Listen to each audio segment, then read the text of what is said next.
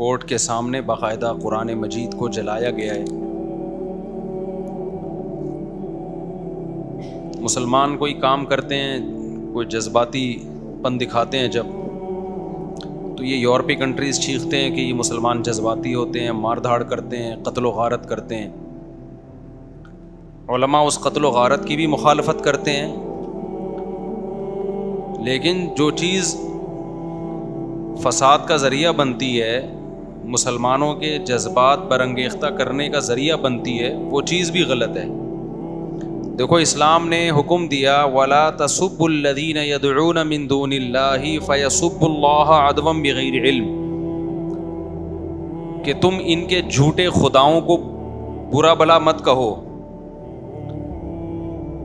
ورنہ یہ بھی تمہارے خدا کو برا بلا کہیں گے. حالانکہ اسلام ان کے خداؤں کو جھوٹا کہہ کے بھی کہہ رہا ہے کہ ان کو برا بلا مت کہو. قرآن میں الحم سے لے کے والناس تک کتنی جگہ بت پرستی کی مخالفت ہے کہ بتوں کی عبادت مت کرو، لیکن پھر بھی قرآن کہہ رہا ہے اس طرح سے رد مت کرو کہ یہ تمہارے خدا کو برا کہیں.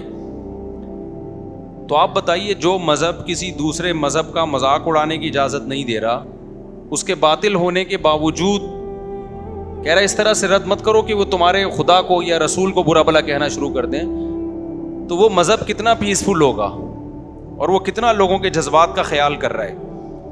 اور ان لوگوں کو آپ دیکھیں کہ آزادی کے نام پہ، ہیومن رائٹس کے نام پہ کس طرح مسلمانوں کے جذبات سے کھیل رہے ہیں. تو قرآن کی صداقت، لا تقربوا مال الیتیم، یتیم کے مال کے قریب ہی مت پھٹکو، یہ 1400 سال پہلے کون کہہ رہا ہے؟ قرآن کہہ رہا ہے. لا ترثوا النساء لا يحل لكم ان ترثوا النساء کرہا، اے ایمان والو تم عورت کے مال زبردستی نہیں کھا سکتے. یہ ویمن رائٹس 1400 سال پہلے کون بیان کر رہا ہے؟ قرآن بیان کر رہا ہے. انما الخمر والمیسر والانصاب والازلام، جوا اور شراب حرام ہے، ہم جوا نہیں کھیلتے، ہم شراب نہیں پیتے. یہ کون کہہ رہا ہے؟ یہ قرآن کہہ رہا ہے. تو یورپین اقوام کو یہ بات سمجھنی چاہیے کہ مسلمان کی نظر میں قرآن کا جلانا ہلکا معاملہ نہیں ہے. اس سے دنیا کا امن تباہ، کیا بیڑا غرق ہو جائے گا امن کا. مسلمان آرام سے نہیں بیٹھے گا.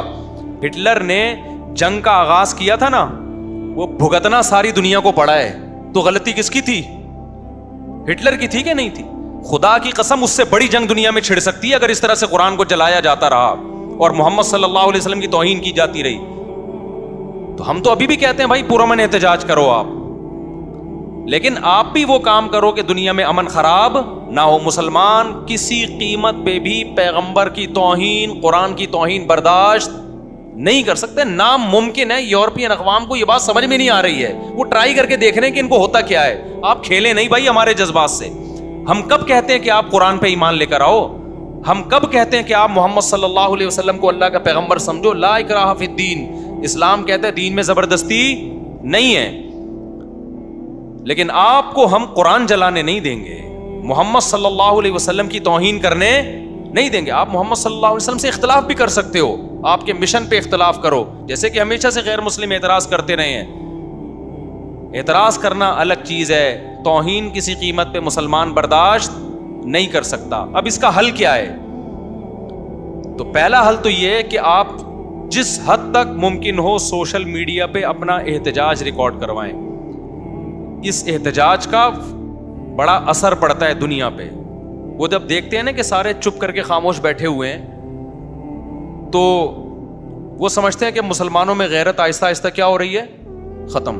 جس حد تک بھرپور آپ احتجاج ریکارڈ کروا سکتے ہیں آپ ریکارڈ کروائیں. وزیر خارجہ کو چاہیے آواز اٹھائے، سویڈن کے وزیر خارجہ سے ملے، وہ اس کے سفیر سے ملے، وہ سعودی عرب کو چاہیے احتجاج کرے، UAE کو چاہیے احتجاج کرے، مصر کو چاہیے احتجاج کرے. دنیا کے جب سارے اسلامی کنٹریز کے سربراہان سویڈن پہ دباؤ ڈالیں گے تو سویڈن کی گورنمنٹ اس عمل سے روکنے کے لیے قانون سازی کرے گی، اور جو جس شخص نے یہ کام کیا اس کو پکڑ کے سزا دے گی وہ.